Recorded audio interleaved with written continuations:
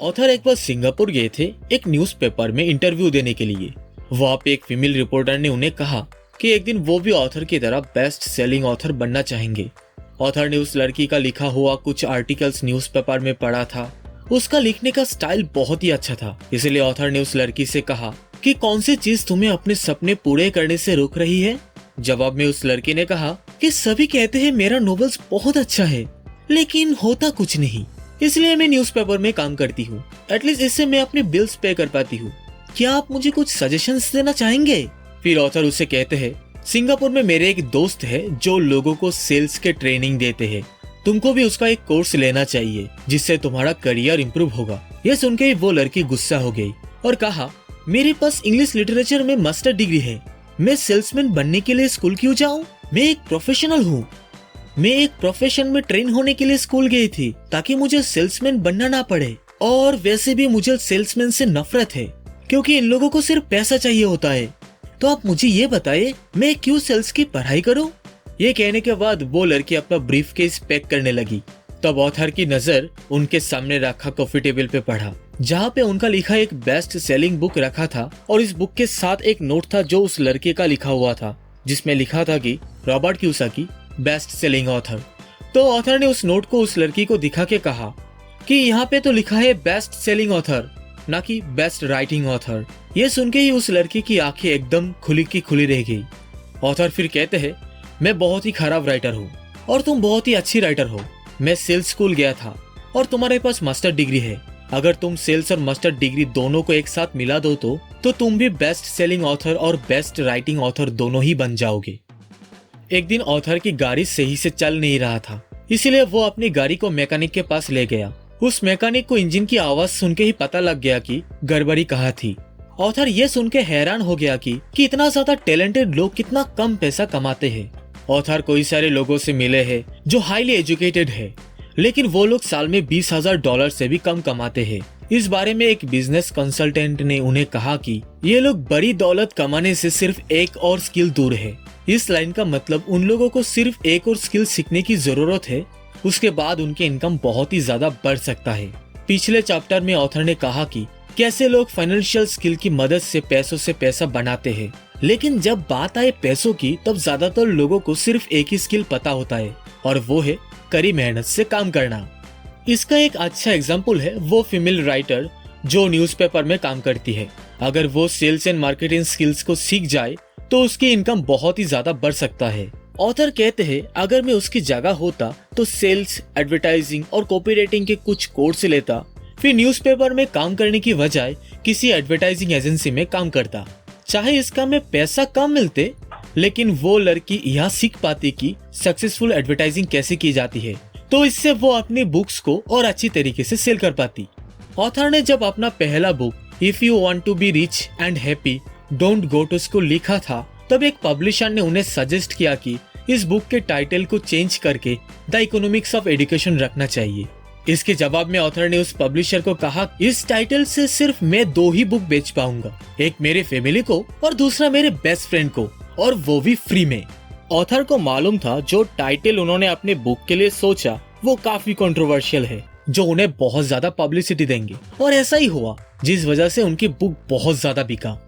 1969 में author graduate हुए US merchant marine academy से। उसके बाद स्टैंडर्ड ऑयल ऑफ कैलिफोर्निया ने उन्हें हायर कर लिया।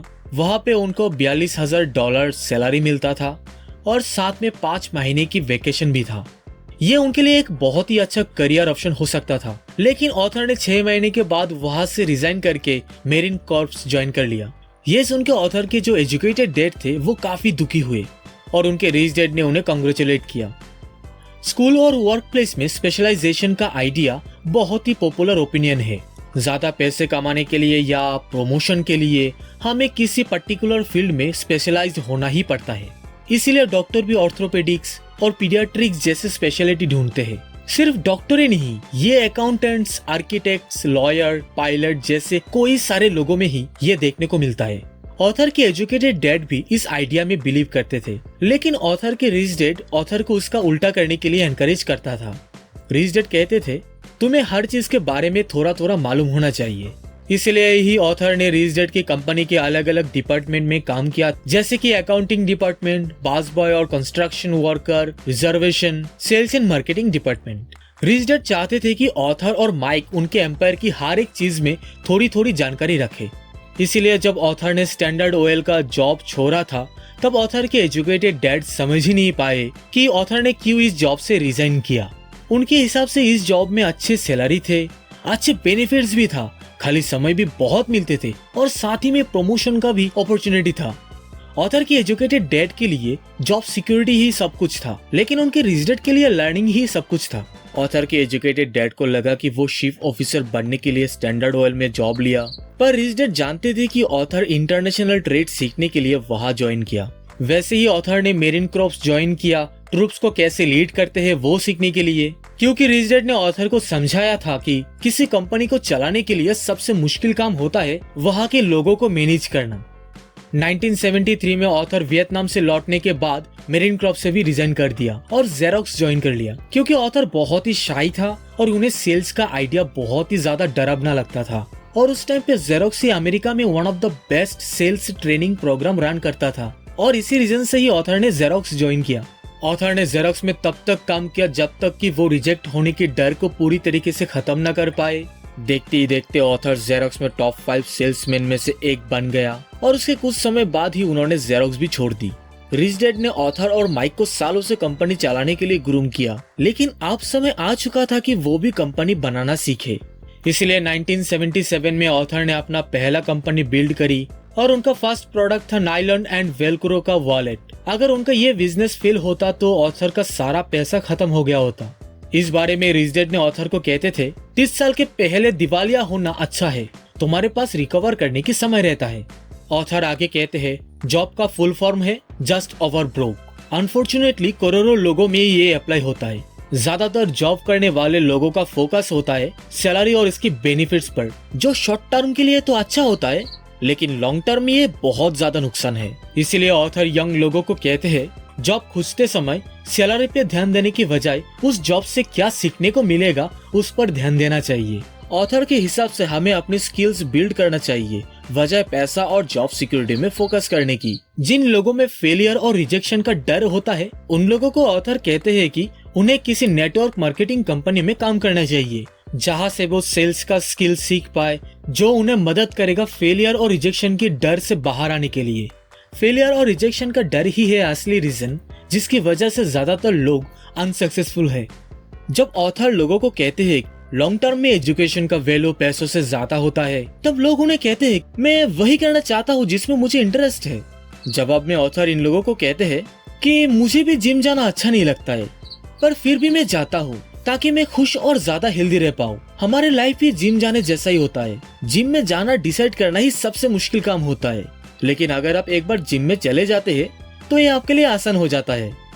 ऑथर जब उनके स्टूडेंट से पूछते हैं कि तुम में से कितने लोग मैकडोनल्ड से ज्यादा अच्छा हैमबर्गर बना सकते हैं, तब ऑलमोस्ट सारे स्टूडेंट्स ही अपने हाथ ऊपर करते हैं। फिर ऑथर स्टूडेंट्स को कहते हैं, अगर तुम मैकडोनल्ड से अच्छा हैमबर्गर बना सकते हो तो मैकडोनल्ड तुमसे ज्यादा पैसा कैसे कमा रहा है। इसका आंसर ऑब्वियस है कि मैकडोनल्ड अपने बिजनेस सिस्टम में बहुत ही ज्यादा अच्छा है। ज्यादातर टैलेंटेड लोग गरीब है क्योंकि लोग बिजनेस सिस्टम में फोकस करने की बजाय हैमबर्गर में फोकस करते हैं, उसे सेल और डिलीवर करने में नहीं। हो सकता है मैकडोनल्ड बेस्ट हैमबर्गर नहीं बनाता होगा, लेकिन मैकडोनल्ड बेस्ट है एक एवरेज हैमबर्गर को सेल और डिलीवर करने में।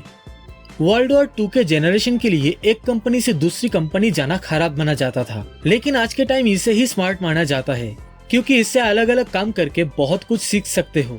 शॉर्ट टर्म में हो सकता है कि आप कम पैसा कमाओ, लेकिन लॉन्ग टर्म में ये आपके लिए अच्छा होगा। ऑथर आगे इस चैप्टर में हमें कहते हैं कि सक्सेस के लिए 3 मैनेजमेंट स्किल होना बहुत ज्यादा जरूरी है। Number 1, management of cash flow. Number 2, management of system. Number 3, management of people. Author के लिए सेल्स एंड मार्केटिंग स्किल ही है सबसे ज्यादा important skill. Sales and marketing skill लोगों को ज्यादा मुश्किल लगता है क्योंकि लोग रिजेक्शन से डरते हैं। जितना अच्छा आप कम्युनिकेट, नेगोशिएशन और रिजेक्शन को हैंडल कर पाओगे, आपका लाइफ उतना ही आसान होगा। अमीर बनने के लिए हमें लेने के साथ साथ देना भी पड़ता है। ऑथर के रिच डैड बहुत सारा पैसा चर्च, चैरिटीज और उनके फाउंडेशन में देते थे उन्हें मालूम था पैसा लेने के लिए पहले पैसा देना पड़ता है, पैसा डोनेट करना ही होता है ज्यादातर अमीर लोगों की सीक्रेट। दूसरी तरफ उनके पोअर डैड हमेशा कहते थे जब मेरे पास एक्स्ट्रा पैसा आएगा तब मैं डोनेट करने वाला हूँ। लेकिन प्रॉब्लम ये था कि उनके पास कभी भी एक्स्ट्रा पैसा होता ही नहीं, इसलिए वो और ज्यादा मेहनत करते रहे पैसा कमाने के लिए और पैसों का सबसे इम्पोर्टेंट रोल में फोकस ही नहीं किया। पैसों का सबसे इम्पोर्टेंट रोल है give then you shall receive, लेकिन पोअर डैड मानते थे receive then you give. Last में ऑथर कहते हैं कि उनके अंदर भी दोनों डैड का ही गुण है। वो एक तरफ एक कैपिटलिस्ट है जिन्हें पैसों से पैसा बनाने की खेल में बहुत ज्यादा मजा आता है, और दूसरी तरफ वो एक सोशली रिस्पॉन्सिबल टीचर भी है।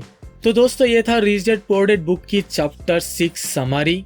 मैं उम्मीद करता हूँ कि ये वीडियो आप लोगों को अच्छा लगा होगा। अगर अच्छा लगे तो इस वीडियो को एक लाइक करें, अपने दोस्तों के साथ इस वीडियो को शेयर करें, और अगर आपने अभी तक इस चैनल को सब्सक्राइब नहीं किया है तो इस चैनल को सब्सक्राइब जरूर करें। तो मैं मिलूंगा अगली वीडियो में, तब तक के लिए बाय।